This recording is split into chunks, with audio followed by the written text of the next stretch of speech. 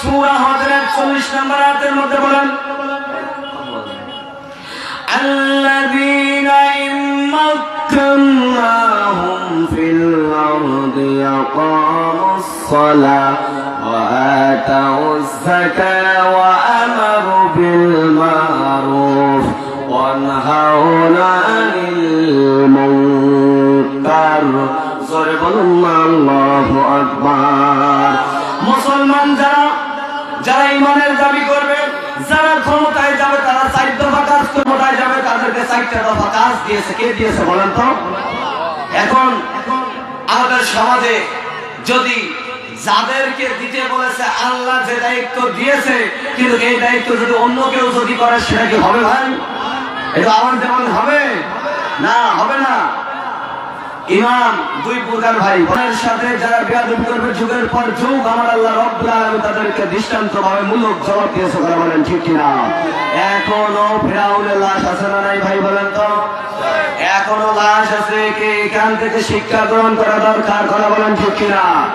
কোরআনের সাথে বেয়াদবি আমরা কেউ করব না। আমার ভাইরা, আমার বন্ধুগণ, তাহলে ইমাম কয় প্রকার বলেন তো? 2 প্রকার ইমাম, ইমামাতুল কুবরা আর ছোট ইমাম ইমামাতুস সুগরা। এই 2টা ইমাম। এখন ভাই যদি বড় ইমামের কাজ যদি ছোট ইমাম করে, কোনো কাজ হবে ভাই? এটা আওয়াজ দিয়ে বলুন, কাজ হবে? এখন বড় ইমাম কারা, ছোট ইমাম কারা, এটা জানার দরকার আছে না নাই?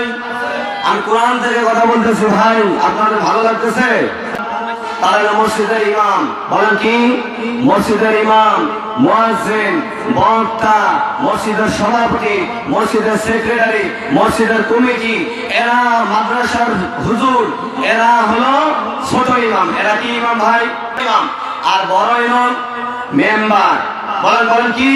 মেম্বার, চেয়ারম্যান, এমপি, মন্ত্রী, প্রধানমন্ত্রী, এরা কি ভাই? বড় ইমাম। আমার ভাইরা, এখন যদি বড় ইমামের কাজগুলো যদি ছোট ইমাম করে, বলেন তো কোনদিন কি ফায়দা হবে? বড় ইমামের কাজ কি ছিল? আল্লাযীনা ইমাক্কানাহুম ফিল আরদি আকামুস সালাহ। যারা ক্ষমতায় যাবে, ক্ষমতায় যাওয়ার সঙ্গে সঙ্গে কুরআনুল কারীমের আইন চালু করা লাগবে। কোথায় ভাই বলেন তো? এটা আওয়াজ দেন, আওয়াজ দেন। নামাজের আইনটা চালু করা দরকার ছিল সংসদে। আজকে আমরা বক্তা যতই বলি না 5 ওয়াক্ত নামাজ পড়েন, আসেন ভাই নামাজে আসেন, ভাইকে যদি হাত পা ধরে বুঝান, এমনকি মাসে মাসে যদি টাকাও দিতে চান, এরা মসজিদে একজন আসবে না। কথা বলেন ঠিক কিনা? আর যদি এখান থেকে যারা ক্ষমতায় আছে, তারা যদি বলে ও র্যাব, ও বিডিআর, ও পুলিশ, আজ থেকে আমরা সংসদে 5 ওয়াক্ত নামাজের আইন চালু করব, যারা নামাজ পড়বে না এদেরকে 20,000 টাকা জরিমানা, 3 মাসের জেল। বলেন তো ভাই, কেউ কি থাকবে বাড়িতে ঘুমাইয়া?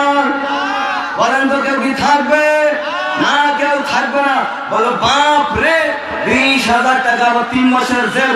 প্রয়োজনে উযু করবে না, উযু ছাড়াই নামাজ। কথা বলেন ঠিক কিনা? আমার ভাইরা, বাংলার জমিনে এমন কোন মসজিদ নাই যে মসজিদ গুলোতে মুসল্লিদের জায়গা দেওয়া হবে। কথা বলেন ঠিক কিনা? 16টা বছর পর্যন্ত এই কোরআনের আইনকে চালু করতে চাই নাই। এই কোরআনের হক কথা যখনই বলেছে মুসলমানরা, তখনই গ্রেফতার হয়েছে, তখনই হামলা, মামলা, জেল, জরিমানা এসেছিল। কথা বলেন ঠিক কিনা? আজ থেকে আমরা বলে দিতে চাই, আর যদি কোন নাস্তিক যদি কোরআনের বিপক্ষে কথা বলেন, তাফসীর মাহফিল বন্ধ করার জন্য 144 যদি জারি করে, এই সমস্ত বাতিলদেরকে দাঁত ভাঙা জবাব দেব। কথা বলেন ঠিক কিনা? আমার ভাইরা, কোরআনের হক কথা বলতে গেলে এত মামলা, এত জোর জুলুম কেন আসবে ভাই? কথা বলেন ঠিক কিনা? আমার ভাইরা, আমার বন্ধুগণ, এই কোরআনুল কারীমের যখন আল্লাহর নবী মুহাম্মদ রাসূলুল্লাহ সাল্লাল্লাহু আলাইহি ওয়াসাল্লাম যখন কোরআন দিয়ে কোনো কথা বলে নাই, তখন কোনো সমস্যা ছিল না। আল্লাহর নবীর নাম উপাধি দিয়েছিল আবু জাহল আল আমিন। যখন আমার নবী কোরআন থেকে কথা বলে, আলা লাহুল খালক ওয়াল আমর, সৃষ্টি যার, আইন চলবে তার, তখনই আবু জাহল বলেছিল আব্দুল্লাহর বেটা মুহাম্মদ প্রতারক, আব্দুল্লাহর বেটা মুহাম্মদ পাগল, আব্দুল্লাহর বেটা মুহাম্মদ মৃত্যু, মিথ্যা কথা বলেন। বলেন না নাউজুবিল্লাহ। আমার ভাইরা, সেই আবু জেহেলের গোষ্ঠী উত্তরসূরিরা এখনো বাংলার জমিনে আছে। আমরা আর কোন আবু জেহেলের উত্তরসূরিকে ক্ষমতায় রাখতে চাই না। আমরা এখন ক্ষমতায় দেখতে চাই কোরআনের আইনকে পাস করে দিবে। যখন এই কোরআনের আইনকে পাস করে দিবে, বাংলাদেশ আমাদের সোনার বাংলাদেশ হয়ে যাবে। কথা বলেন ঠিক কিনা?